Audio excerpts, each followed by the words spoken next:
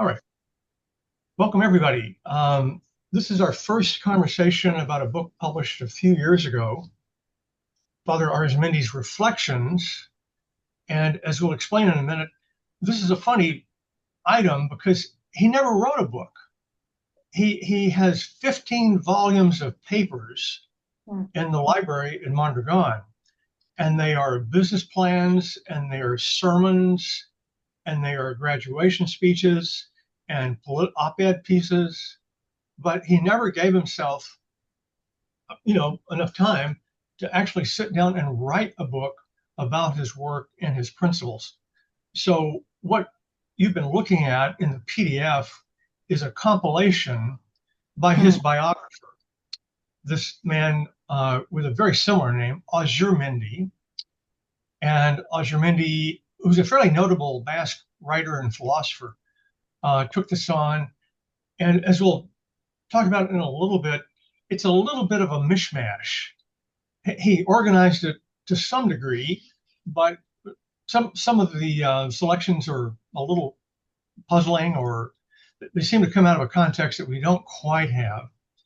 But the other person here today that might help us with that is, again, Steve Herrick, who is the translator, the lead translator on the book, and he may have some thoughts on that too. Okay, let me go to screen share because I want to have us jump in a bit on this. Okay, now I need to go. There we go. So as I say, this is a project that was, it was out of my curiosity about the fact that despite the relative fame of Mondragon and Father Arizmendi, there was no biography of Arizmendi in English, and I couldn't find anything he had ever written, which seemed kind of mysterious until finally I discovered there was a little book called The Pensamientos. And it was in, as I say, a not too great English translation, but very hard to get hold of unless you happen to visit Mondragon, took the tour, and then, as I say, as a kind of a PR thing, you could get a copy, a little paperback. So we went to Mondragon, asked them for permission, and we were given permission, and not only permission, but also once we started the conversation and told them what we wanted to do with the book, they actually turned over a photo archive to us as well, which is really great. And so the photos in the book are courtesy of Mondragon. So, so that's where this all started. And I think I see Steve in the audience, Steve Herrick. So let me drop off for a minute and invite Steve to chime in and tell us a little bit about what it took to translate this book written by a non-Spanish native speaker, a Basque speaker, and also not a conventional book, more like a kind of collection of fragments. Steve, are you there? I'm here. Can you hear me? Yeah, good. Hey, welcome. I haven't prepared any remarks or anything like that. All right. You're great off the cuff. Tell us about the experience of doing this book, because it was kind of a funny thing, right? Kind of a weird trip. It was a little experiment. We did it as a group. I mean, I was the lead translator. I probably put in the most work, but then some other people contributed, and this is all listed in the credits there in the book. Yeah, it was very much a group effort. We thought it'd be appropriate to translate a book about cooperatives in a cooperative fashion, even if not like formally cooperative, but informally cooperative. And it was good. You know, there was a lot to kind of hash out and figure out together as a group. But I'm pretty well convinced that it came out better than it would if only any one person had been doing it. Yep. Yep.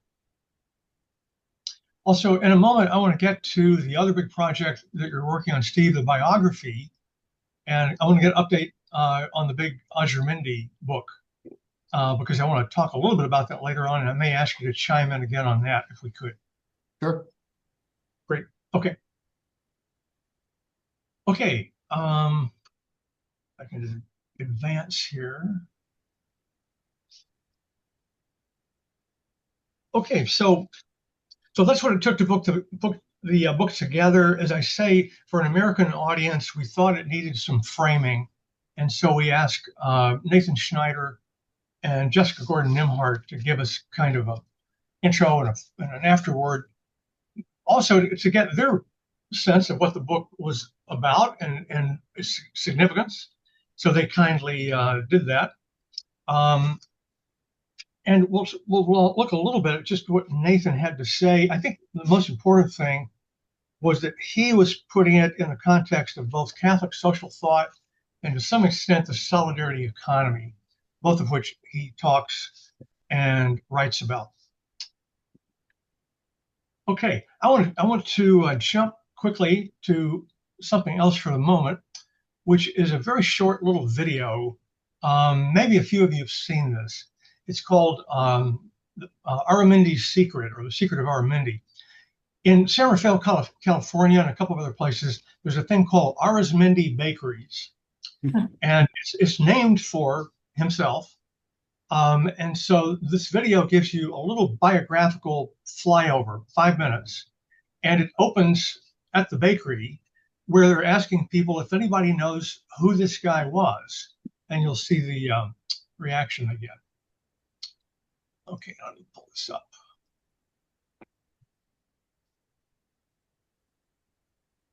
Okay, no. Arizmendi's Secret, it's called.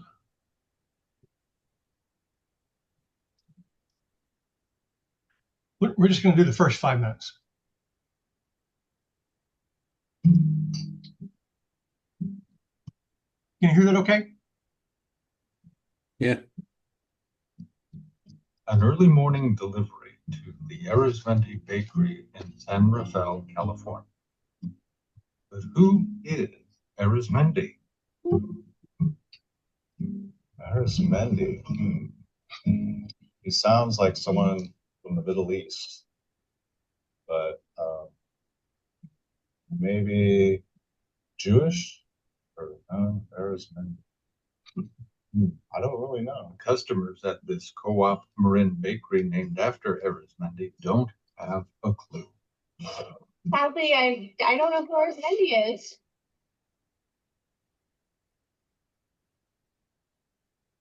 That's a question I've never been asked before, and I don't have the slightest idea. I guess I should have found out, but no idea whatsoever.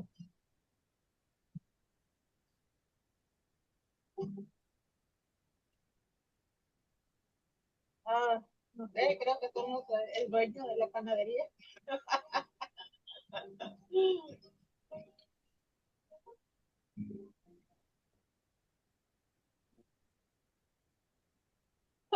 Good question. I don't know.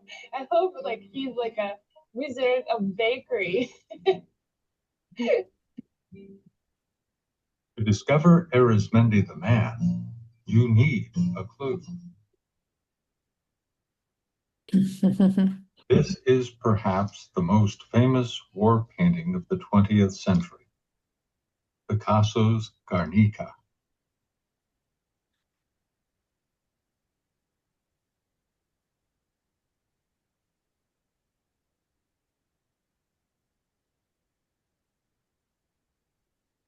In 1937, during the Spanish Civil War, German and Italian aircraft in support of Generalissimo Francisco Franco bombed the town of Guernica in the Basque region of Spain.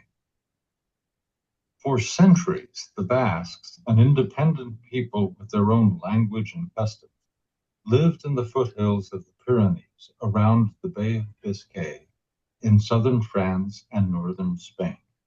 Because Franco wanted a centralized government ruling a compliant monoculture, he and his fascist party hated the Basques. The bombing of the Spanish Basque of Guernica took place early on a Monday market day when the attackers knew the place would be crowded with people. The bombing was one of the first modern air attacks on a defenseless civilian population. The Basques of Guernica had democratic traditions embodied in ancient laws called fueros. The bombing targeted those traditions, but failed utterly to destroy them. Don Josemaria Arizmendi Arrieta, Arizmendi for short, was a Catholic seminarian who worked as a journalist during the Spanish Civil War. Arizmendi wrote in his native Basque language, an act of treason in Franco's view. He was jailed during the Civil War. Legend has it that only a bureaucratic blunder saved the seminarian journalist from execution. A few years later, Arizmendi was ordained a Catholic priest.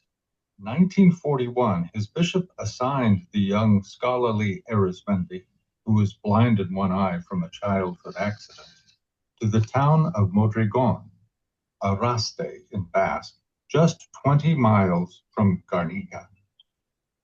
An ineffective public speaker, Father Arizmendi was a persuasive communicator in small groups and classes. He was an idealist, but with a practical bent.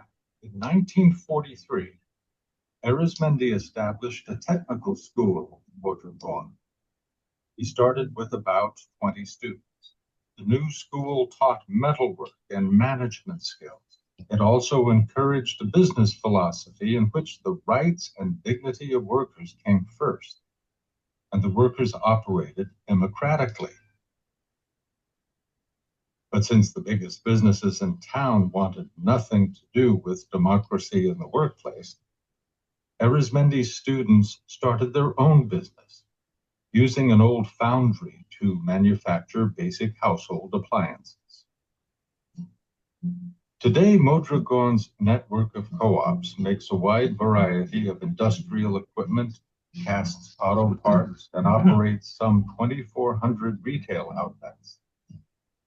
The Arizmendi-inspired Mondragon Cooperative Corporation has more than 35 billion in total assets and some 80,000 full-time workers, 85% of whom are worker owners. In the US, you can find Arizmendi-influenced cooperatives in New England, Cincinnati, Detroit, Denver, Madison, Boston, Jackson, the Pacific Northwest, and California. Cooperatives have also recently taken root in Cleveland, Ohio. Following the Mondragon model, the Cleveland Evergreen Cooperatives created, among other enterprises, the nation's largest urban food production greenhouse. It's the size of 3 football fields. Other Mondragon-inspired U.S. co-ops include Equal Exchange in Massachusetts. Equal Exchange's 117 worker owners distribute coffee, tea, chocolates, and other fair trade foods. Cooperative Home Care Associates in the Bronx of New York City is the largest U.S. worker-owned co-op with some 1,200 worker owners. Okay, let me jump back to the presentation now. I want to say that the modern day story of Mondragon, the corporation, the international conglomerate, is an interesting story, but it isn't really what we're going to focus on. And that is because that's not the time of the book, but also my own sort of thought that it's really, in particular, the early phases of Mondragon through about 1975, when Arizmendi passes, that is really the most powerful in terms of the dynamic that we're all trying to find here about democratic workplaces and dignity of the worker and all the rest of it. So I'm going to try to take that angle. Let me go back to the presentation here quickly. Okay.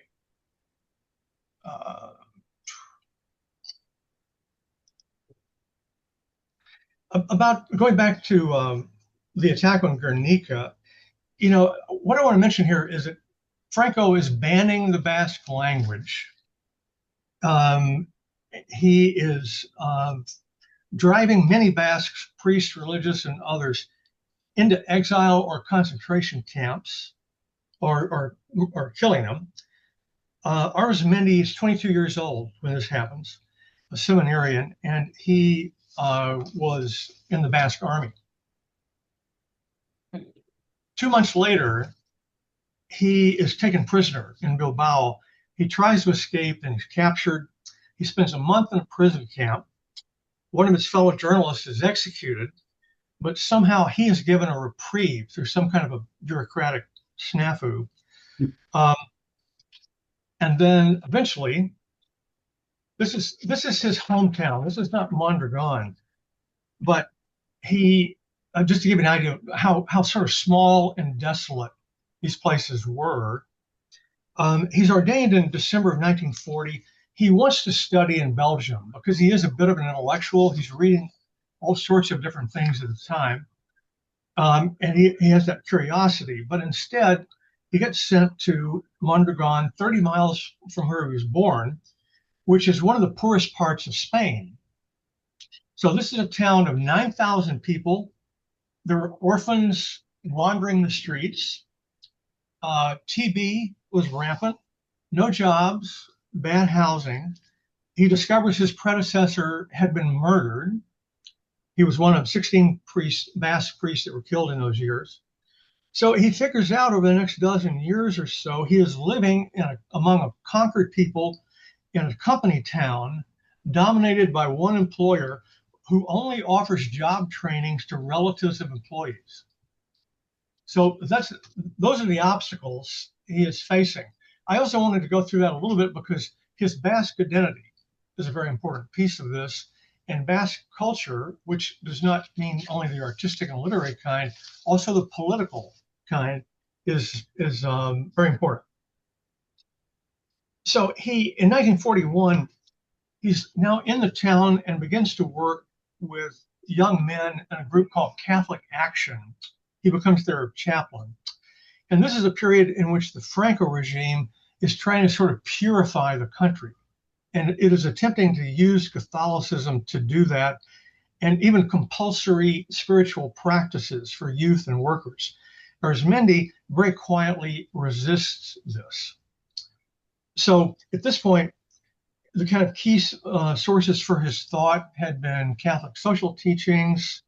He was reading a couple of writers who were personalist philosophers, Jacques Maritain and Emmanuel Mounier. As I mentioned, there was some Basque social thought, and he was reading books about cooperativism.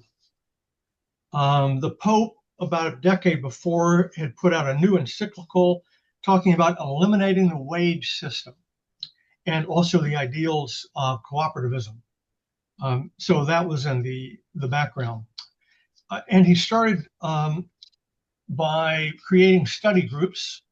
And over the next 10 years or thereabouts, he actually conducts 2,000 study groups for young people in Mondragon. I mentioned a little bit about his thought there, and I want to have Steve give us an update on this book, which is the big biography, kind of a social biography and intellectual biography of Mondragon. And it has been out in sort of PDFs in pieces. But Steve, I wonder if you could give us an update on, there's a timeline to finish up, or where's it going to go?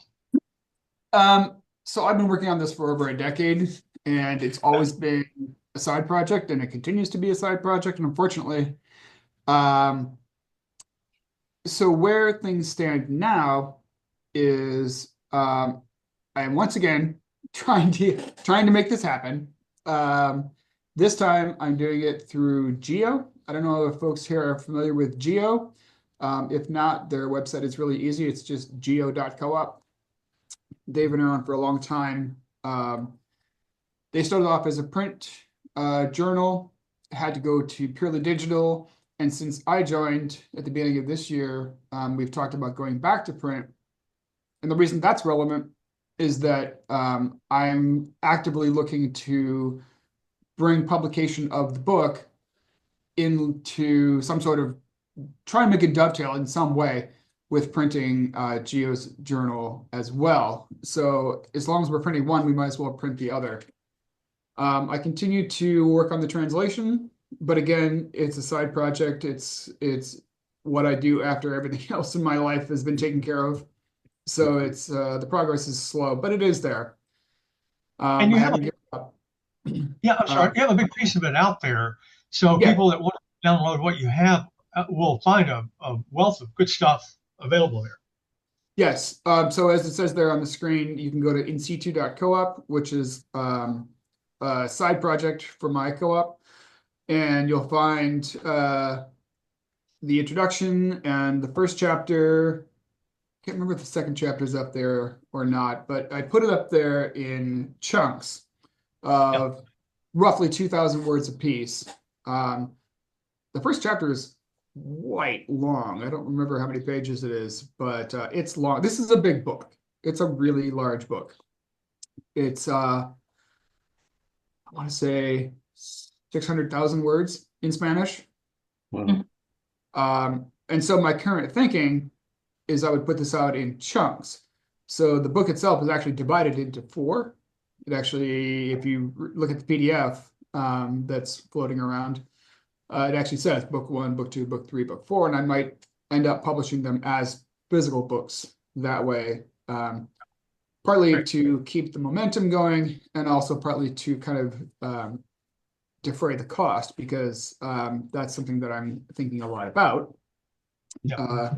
I don't have to convince you, Elias, that publishing is complicated, and a big part of it is financial. So I'm, that's the part that I have the least experience with. And so I'm climbing that learning curve. All right, great, super. Okay, let me jump back to say just a little bit of, as I mentioned, on these key sources. Catholic social teachings, maybe some of you have heard of that. Basque social thought, you wouldn't know about unless you read Steve's translation of Cooperative Man, because there's some discussion there. And of course, Arizmendi, who is very widely read, also was looking at the classic texts from Fourier and Owen, Proudhon, and all those people.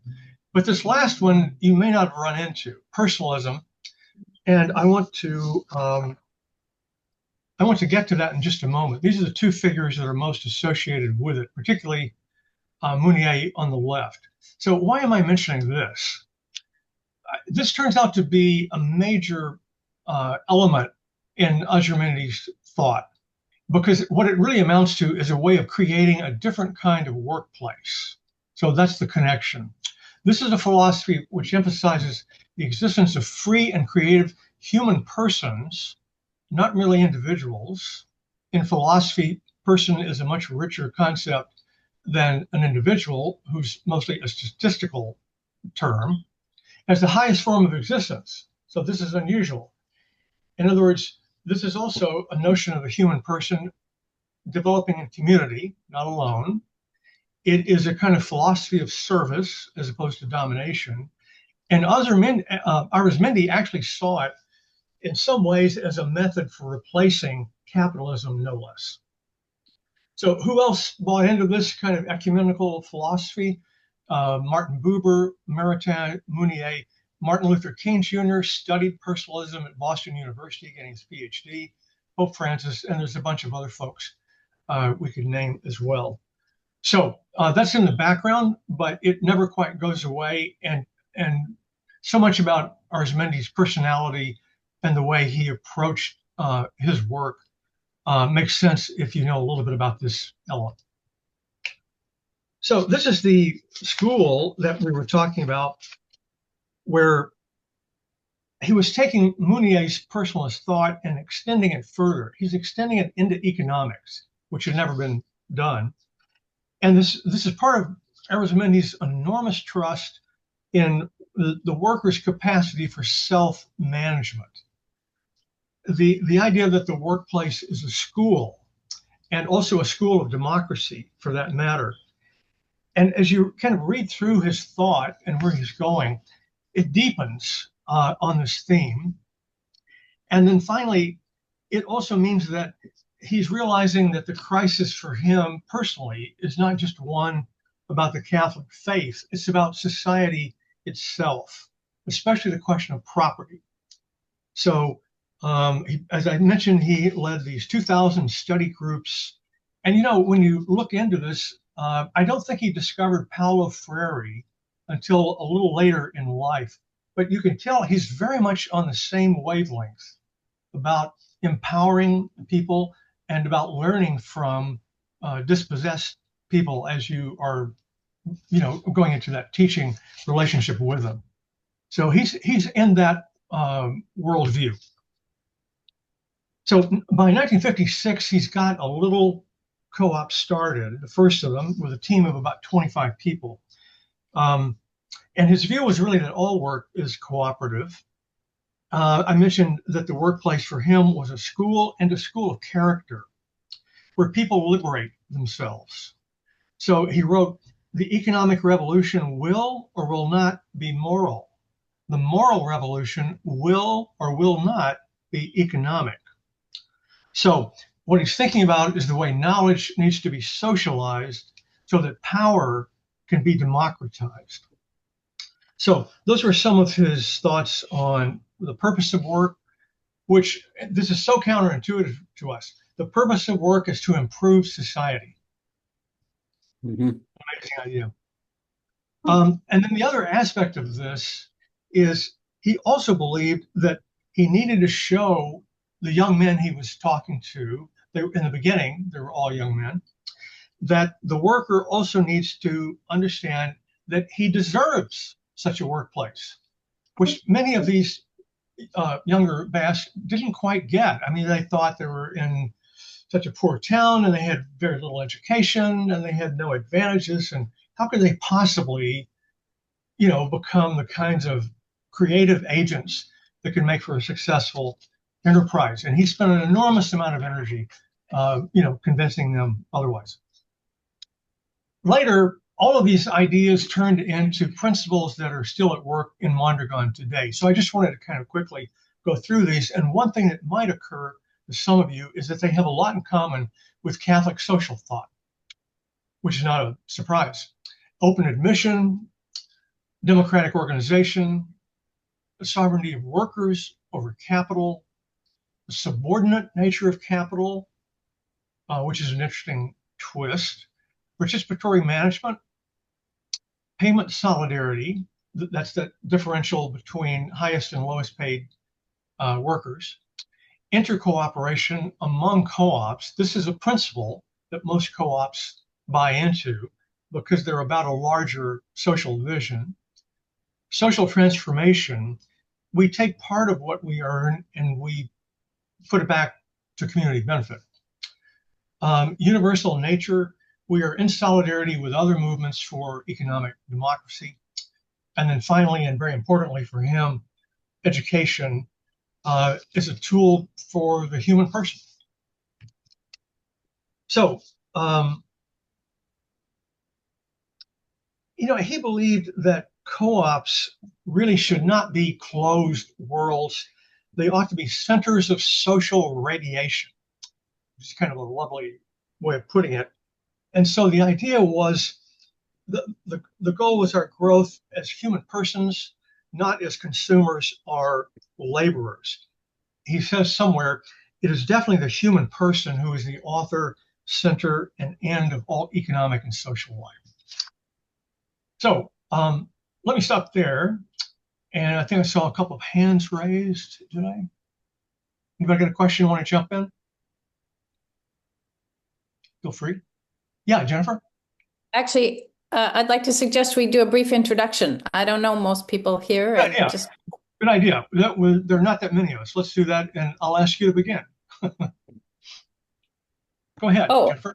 So I go by Jenny, and I'm a recently retired law professor from Canada. I'm currently visiting in the Netherlands, in Sweden, in Gothenburg, though I'll go back home on Saturday. And I've written a book called Part-Time for All, a Care Manifesto, about why everybody should do very significant amounts of unpaid work and limit their paid work to 30 hours a week. And now my primary focus is on the more than human, which I hope we'll come back to, because I was a little put off by some of the language in the text we were looking about the humans as the highest of everything. Oh yeah. Mm-hmm. All right. I see my friend Holly Taylor Coolman here. Holly, say hello. Nice to see you again. Hi, Elias. Thank you so much for pulling us all together here. My name is Holly Taylor Coolman. I teach at Providence College in Providence, Rhode Island, a small liberal arts school run by the Dominican friars here. I teach in our theology department, and I certainly spend time quite regularly trying to introduce to our students the whole world of Catholic social thought and different ways of thinking about human beings and how they might go together. Great. Yeah. Let's see. Ed. Oh, hi. Yeah, I'm retired from teaching at a college in Michigan, Alma College, where Steve attended also. Um, and I've actually taken students to Mondragon. So I've had a long-term interest in trying to spread knowledge about what Mondragon did and Padre Arizmendi. I just think, especially the personalism part, is such a challenge to so much that we face today. I mean, anyway, I'll stop on that. I think this is extremely important. I hope we can get more information on this to a wider audience than This is partly why I wanted to have the conversation, because this doesn't much come up. You know, that little video said he had a secret, right? And the secret, if you watch the rest of the little video, is the democratic workplace. Well, that's very important. No question about that. I don't think that's really the deep secret. I think what he was talking about was solidarity, and the kind of solidarity he was talking about came out of personalism, which is yeah, really as radical today as you could be, yeah. I think. I mean, just to Um, add one thing on that, when I see the list you guys used, and I mean, I totally agree with it when you use it on that, I guess, slide. Everyone from Martin Buber to Martin Luther King to Pope Francis. I mean, this is an amazingly powerful way of thinking that would revolutionize our lives. yep, agreed. It's powerful stuff. Let's see. Bill, how about you? Hi, Bill Miller. At least I'm new to this group, and I'm somewhat new to well, I'm very new to think about co-ops. I spent my career in technology. I'm not retired. I just turned 70. I hope to never retire, but I don't work very much. But I don't work very much. Okay. But Part-time for all. I think part-time for all is what we're going for. I'm I with couldn't agree more. But I like probably everyone here are trying to figure out how I make a difference. If I have 10 productive years left, I'm lucky. If I have 20, I'm amazingly lucky. And been looking for what do I do next, and passed on one commitment to start working on co-ops. And it started with reading the piece that you got published. Thank you so much, Elias, for that. Shared with me by my friend Dave Chase. And I've gone through a bunch of different models and trying to think of what might work. And I have more optimism that this could work in our United States culture than just about anything else. So happy to be here. Great. Thanks, Bill. Bryce.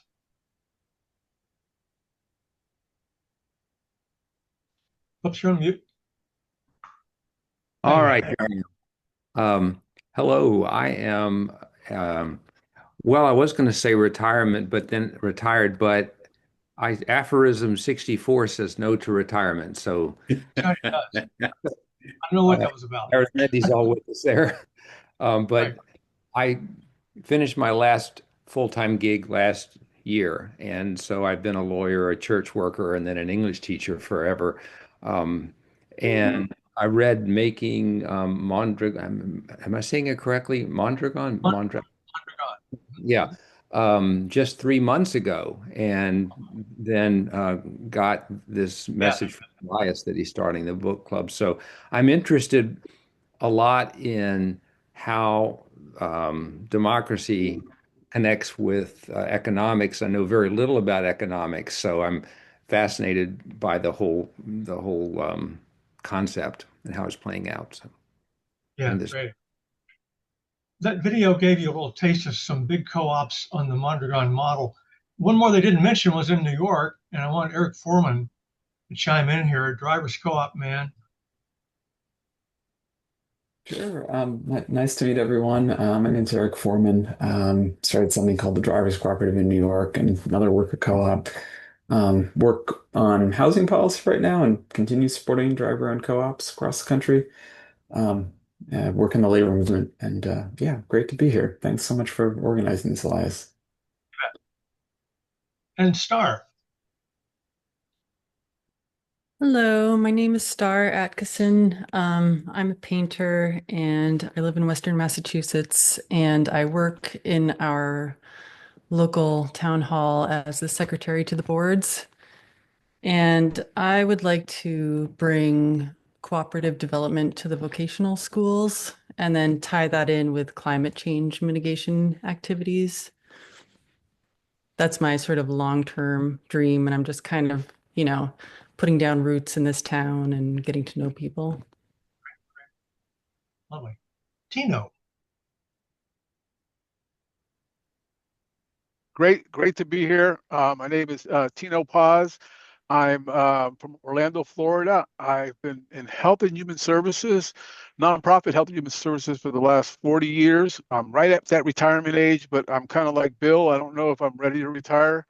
But for me, the connection that I'm trying to make is the kind of with, because most of my experience has been with nonprofit health and human services, and then also, associational life. How do we build our one of the books that impacted me a lot in my health and human services was asset-based community development, which seems to have a cooperative aspect to it, and as well as nonprofits. But would like to know more. My dream, if I had to retire, I would probably work full time on trying to create a housing development cooperative for people who are homeless, run by people who are homeless, and kind of managed by people who are homeless or have had lived experience with homelessness. There's something a little bit like that in Baltimore. Check it out. It's called Water Bottle. Water Bottle. Got it. Thank you. Great idea, though. Russell Fox, good to see you.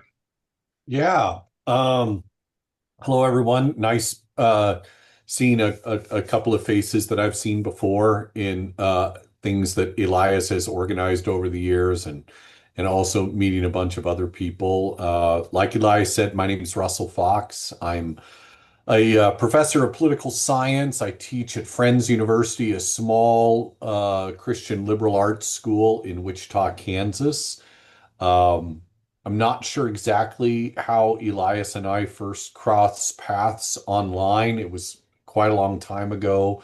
And I love the work that he's been able to throw in my direction. I was aware of Mondragon, uh, but I knew just very, very little about how they operated, the extent of their operations, and the way in which their example can open up different ways of thinking about socialist or cooperative or decentralized economic systems. Um, I'm engaged in a lot of local sustainability stuff, urban agriculture, community gardens, that sort of thing.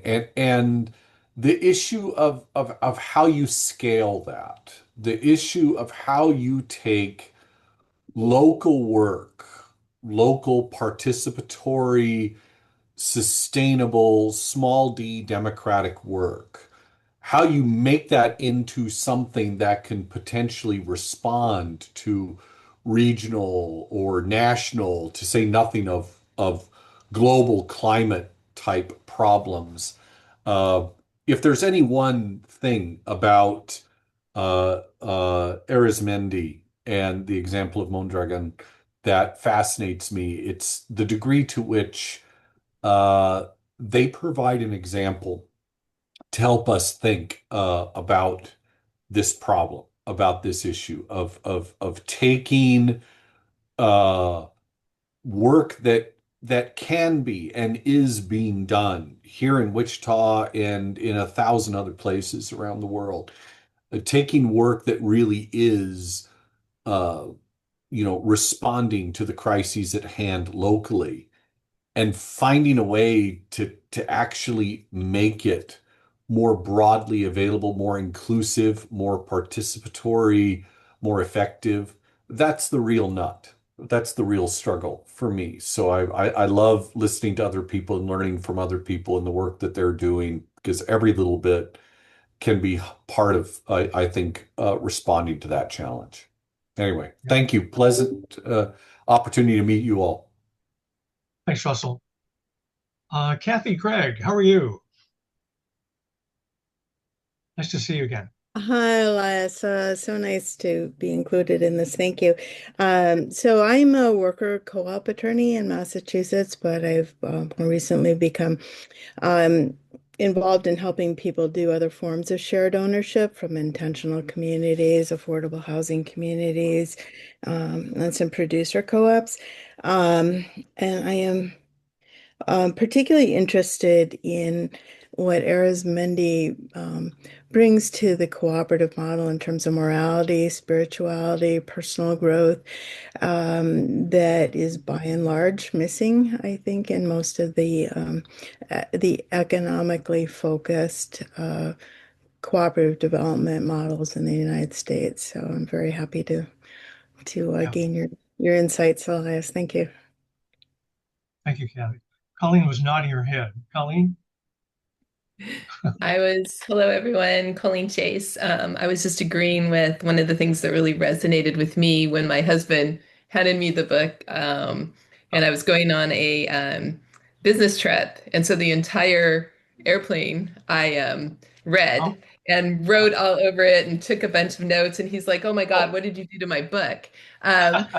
But it was so, I think what I love is this new way of thinking to me, but then also how, um, like Kathy said, he brings in that spirituality, which I don't know, I think is really missing in our culture. And maybe there is a deep longing for that in some way. But he did it in such a way that it wasn't just super dogmatic or religious or anything. It was just brilliant. So I love that. And I think you've worked, Elias, with my husband Dave a little bit, Oh, and yes, sure. also Bill Miller. Yes. He also um, yeah, it's just something that after the last election, Dave and I sat down and we're like, what are we going to do in the next 4 years, especially to improve things in our own town of Bellingham, Washington, let alone that could ripple out into other places throughout the U.S. And both of us work remote. I work in solar for off-grid communities in Africa, and I just feel like a lot of that is of a very cooperative nature, um, such as savings groups for women where everyone pools their money. And it's such a eye-opening experience for me to see how people can work together in different ways versus my background, which is technology at Apple and at Microsoft, which was always so combative and so competitive. So it's really been mind expanding, and I really appreciate you doing this. I need a lot more foundation, but every time I hear you talk or I read the book, I'm so excited to learn more. So really appreciate what you're doing. Yeah, thanks. Christopher. I, I am an artist and community activist. I work in food system security and equity. And a lot of my work centers around dismantling capitalism, thinking about anti-capitalism, and the economic models that are potentially evolving, bubbling up to the top to replace capitalism. And been aware of Mondragon for many, many years, and so interested in drilling into it deeper. And I share Jenny's concerns with a lot of the language in the book. So excited to drill into that. Yeah, and that is a fair point. Deborah, can you chime in? I see you must be in your car or something. No, Hi. I'm here. Sorry, I just realized my video's been off. But hi, good to see y'all. Hey, nice to see you. Is it a Yeah, new nice friend? to see you. Happy to. Yeah. Happy to join you. Yeah. Yeah. I'm excited that you shared this with our little, Elias and I just kind of re-met a couple weeks ago, for everyone else's reference. And he sent this invitation to this group, to our little group. And I've been wanting to learn more about Mondragon, so this was a perfect opportunity. I share some concerns though as I was reading it with like Jenny and Christopher about some of the language, and I'm just curious to learn more because one of my sort of um, areas of interest is around the sort of how we can how can we, create systems with more of a sense of soul, and more of a sense of heart? And what can we learn from these long traditions, like especially spiritual traditions, about what it means to, have soul and heart, but maybe not replicate some of the um paradigms around kind of like domination and oppression again. But maybe there are moments where, we're not all the same.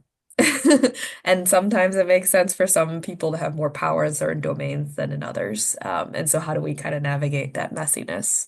So that's a big kind of broader area of concern. And more specifically, I work with to support neighborhoods, like very local communities to build more local power together. Yeah, thanks. Let's see, Andy.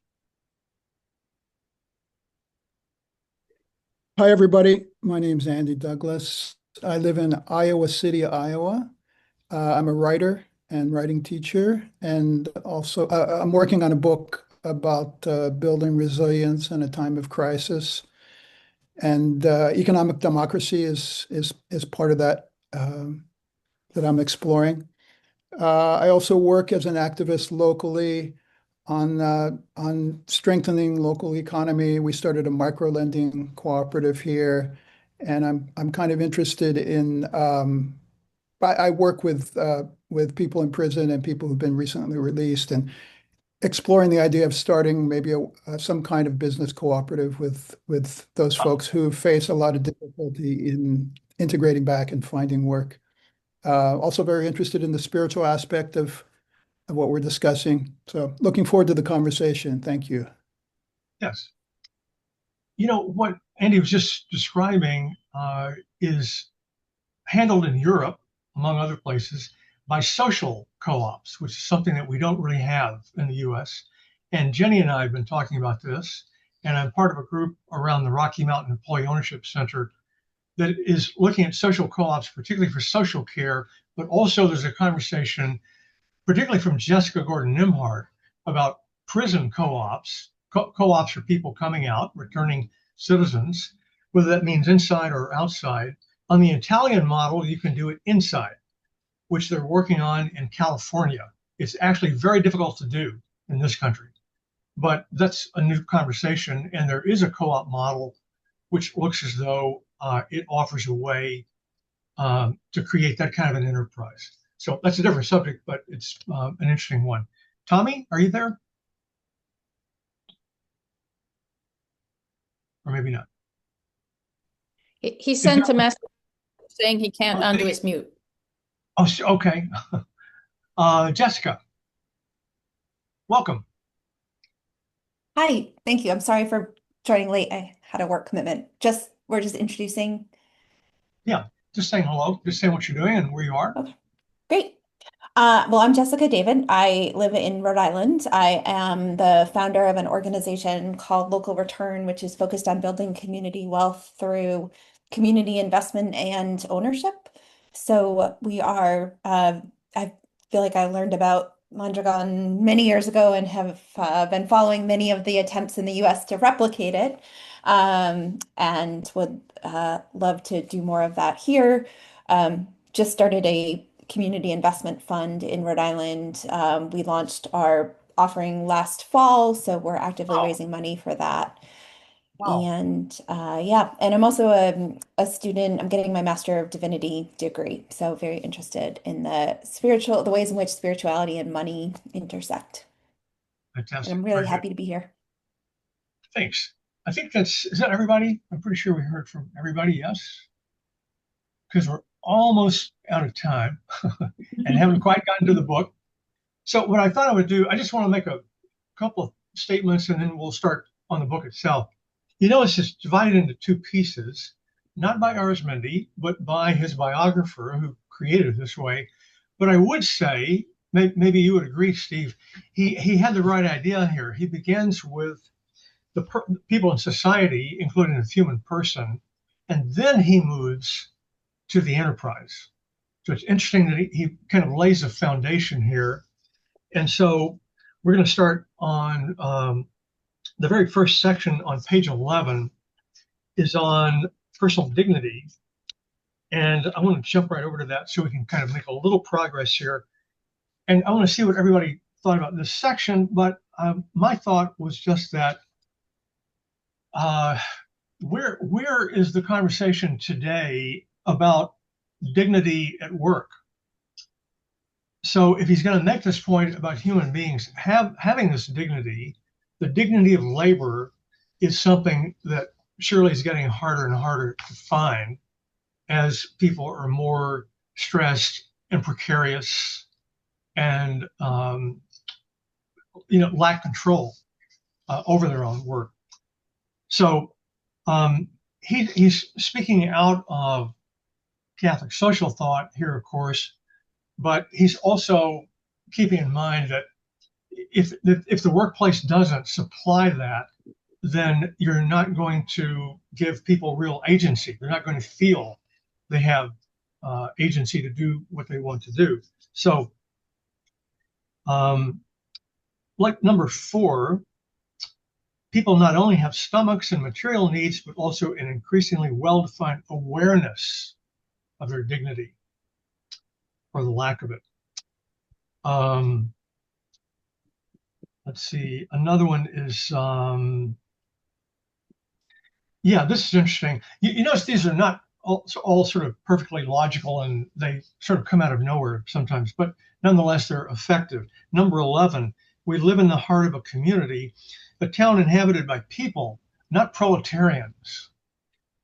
So he's constantly sticking up for his fellow citizens in this little desolate, overwhelmed town of 9,000 people, where we would all say this must be one of the worst places in the world to think you're going to build, a multi-billion-dollar international global conglomerate, or even the beginnings of that. And yet, that's the story that we're going to be digging into. Well, I'll stop there. Any other thoughts? Yeah, Jenny? Russell was first. Okay. Well, one thing that I would throw out there, and there's a lot of different ways in which you can take this. The line that you just quoted, we live in the heart of a community, a town inhabited by people, not proletarians. I mean, on one level, that's an obvious personalist statement. On another level, it is an anti-Marxist statement.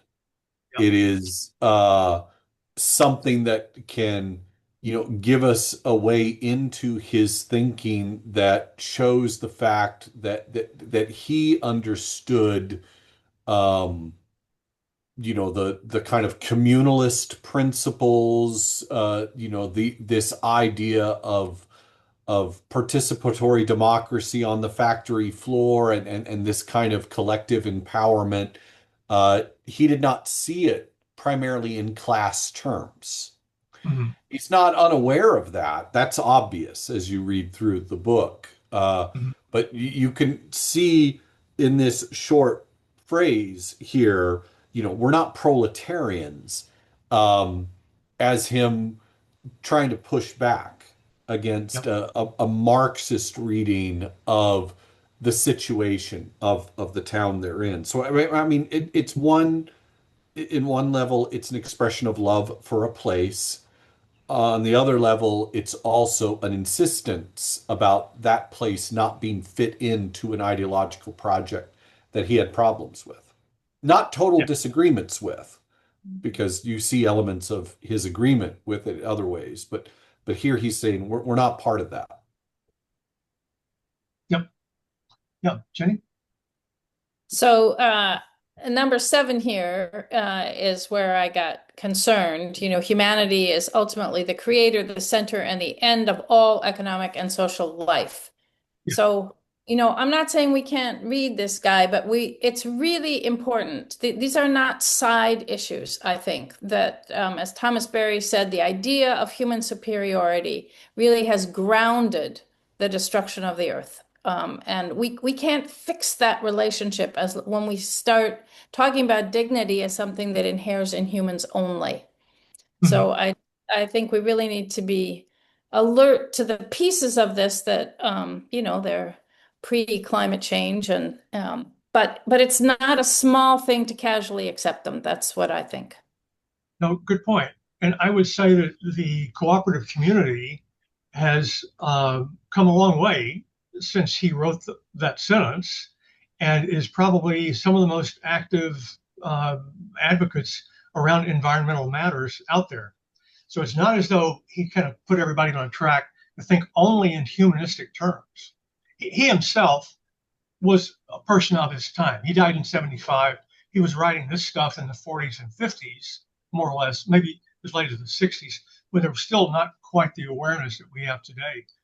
But I would say that people that have picked up his thought have certainly agreed with you in terms of how it needs to be expanded. So I don't know that there's anything in the original thought that inherently contradicts where people take it, you know? Anybody else want to chime in on this? I was just going to say one other quick thing, which is that going back to my work on care and part-time for all, that I think it's really important as we envision new structures of work that we remember that workers are also family members. They have care responsibilities, and historically there's been the worker and then there's been the caregiver, and that's so as we envision new work structures, we have to always remember that everybody is both a caregiver and a care receiver as well as a worker. Yes, yes.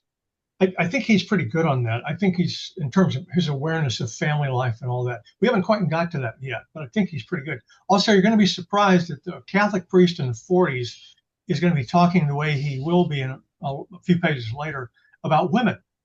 He's very surprising, but we'll get to that later. Tino.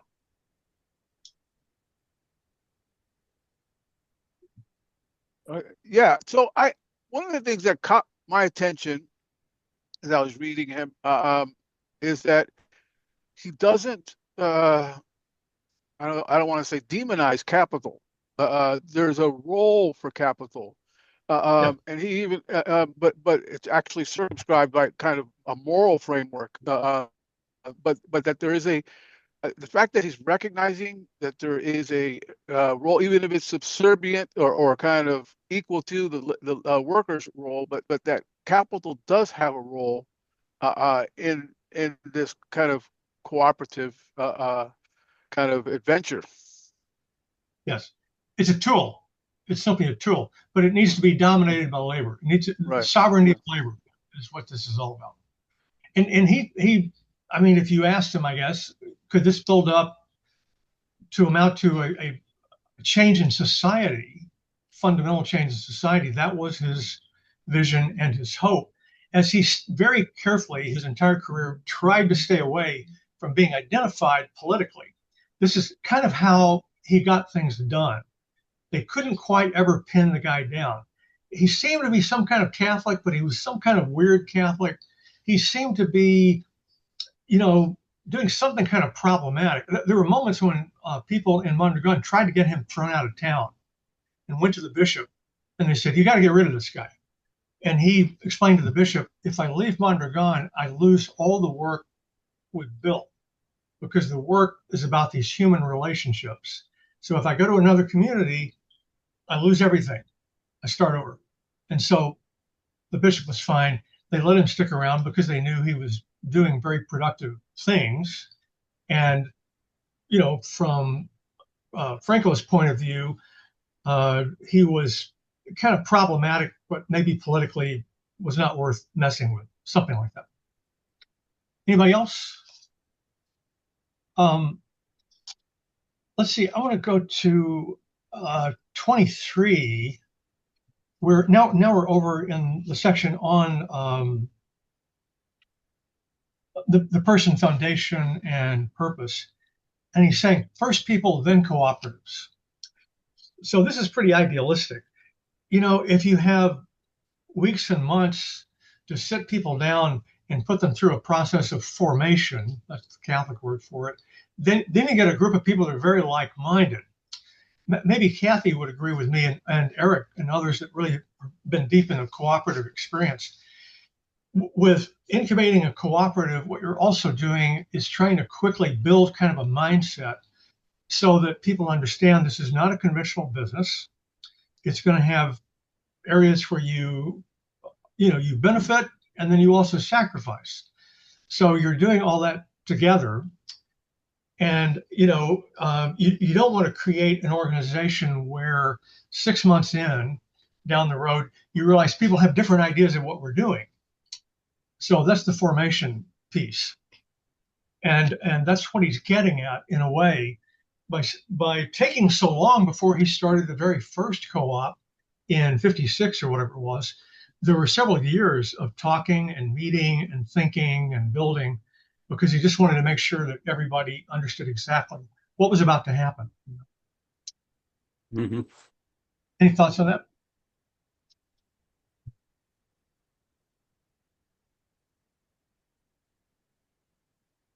Also, I'm sorry, go ahead, Ed. Oh, well, no, I was just saying, as I recall, I mean, what you're mentioning, it took him a long time to develop Mondragon, and in a way, I think it's inaccurate even to say for him to develop it because his method was really fascinating in that he had, according to the records, thousands of meetings with youth, especially to figure out what to do to solve the problem of Mondragon. So I think part of our problem is we want to impose an ideology on everything and see, is this the ideology that works? I think what Arizmendi would say, from my understanding of what he was doing, was he was actually developing ideas through actual human beings who weren't trained to develop this. It was a fascinating process. And anyway, I think a visit to Mondragon is so helpful because in some ways it seems like it's still somewhat that way. I think a lot has changed because they've been so successful and success traps you in doing it the way it's worked. But you get the idea of, oh my gosh, these people all think. You know what I mean? Average people, you sit at a table with them eating, and they've thought about sort of economics and what would work, but they're not ideologues. They're not one of us who got trained in, what works. I don't know. True. I don't want to idealize it too much, but we found it was just totally, I mean, just thought about as you had been there, this is different. Yeah. That bottom up thing, it's called co-creation. Yeah, real bottom up, not an ideology. Yeah. It's like, let's meet 2,000 times to plan Mondragon. Exhausting to think about. 24, he says, the interesting and key thing is not the cooperatives, but the cooperators. Likewise, it is not democracy, but Democrats, small d. Not so much ideas as life experiences. Wow. That's where he wants to start. Yeah. It really makes me wonder how he ran his classroom.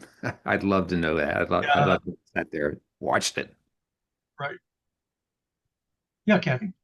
Yeah, it's an interesting question to me, how much of what he writes, especially in the excerpts in this section, were part of his teachings and presentations, how much they were formative in the development of the cooperative, and how much of these statements were personal motivation to him.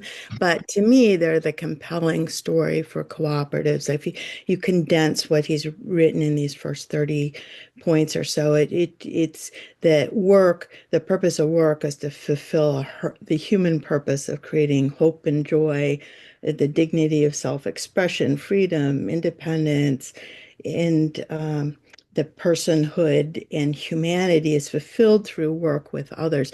So he is approaching work um, as really a spiritual objective of fulfilling your God-given purpose in the world, which you can only do in true collaboration with other people. And it's not, for that reason, if it's a rejection of Marxism, it's a rejection of man as machine in the workplace only. It's a holistic that work serves people, not people serve work in any capacity. Yeah. At 34, he says, we must convince ourselves that true wealth lies in the integral development of our personality. What he means is not some kind of feel good thing. He means you've got capacity. You know how to act. You know how to build. You know how to collaborate and cooperate. And, that's just not something you pick up out of the air. It's a practice, meaning you got to do it over and over and over, apparently thousands of times in these little meetings. These little democratic cells is kind of what they really were, of course, where he's feeding into these conversations all these kinds of social theories and all kinds of stuff that are going to be part of the thinking foundation for what's coming later. We should probably kind of wind up here. Russell's got one more point here. Go ahead. Just real quickly, Elias, the very next sentence after the one that you read, until we achieve that, even when we achieve distributive justice in the distribution of material goods, we will continue to be slaves. So, and I like the specific wording that's chosen there. He doesn't say if, he says when. He doesn't say equality, he says justice.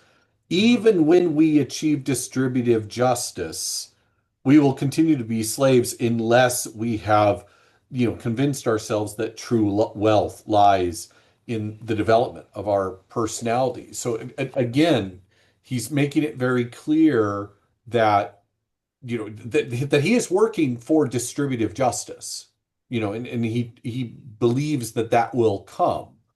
But even when we achieve that, if we haven't done this other thing, if we haven't, recognized ourselves as these profoundly communitarian beings whose personal development depends upon our place and our connection with others, then, the rising tide still will not have done what it needs to do. He's really positioning himself there in these broader debates about, what is justice, what is equality, that sort of thing. Mm-hmm, mm-hmm. Just quickly, I want to note in 1.1.4, man, woman, elder, child, that section. I just want to pull out a couple of things here because they're striking in this otherwise kind of male sounding workplace conversation. 56, our people suffer when only men are present. Also, 58, our towns are built without regard for the need for children's growth and recreation. We adults, however, will have our recreational centers and even dazzling stadiums. 61, in our society, there's still a notable lack of care or assistance options for children and the elderly. And then he goes on explaining what he means by that.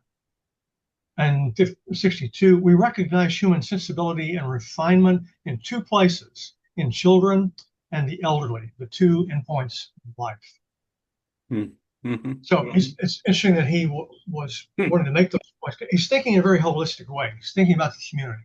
So anyway, I promised only an hour. I knew we were going to go a little bit over, but anybody have any other thoughts they want to jump in with? And then we'll come back next week. Thank you, Tina. Sure. Can I just reiterate that I think if we think about community and what it means to feel our full interconnection, if we use the indigenous language of all our relations, right? It's not just the rest of the human community. Then almost all the sentences work. It's just when we limit the community and the integration and the interconnection to humans, then it's a problem. That's right. Agreed. Anyone else? All right. Hey, thanks everybody. Got more to come here. We're going to dig in a little deeper, and I think it's going to be fun. He's a pretty radical guy. He's a pretty interesting character, this guy. And he did some funny things, stories that I've dug up. Steve may know some too, that we'll share next time around when we get together. So, in the meanwhile, thank you all. Stay well. Thank you. See you next time. Yeah.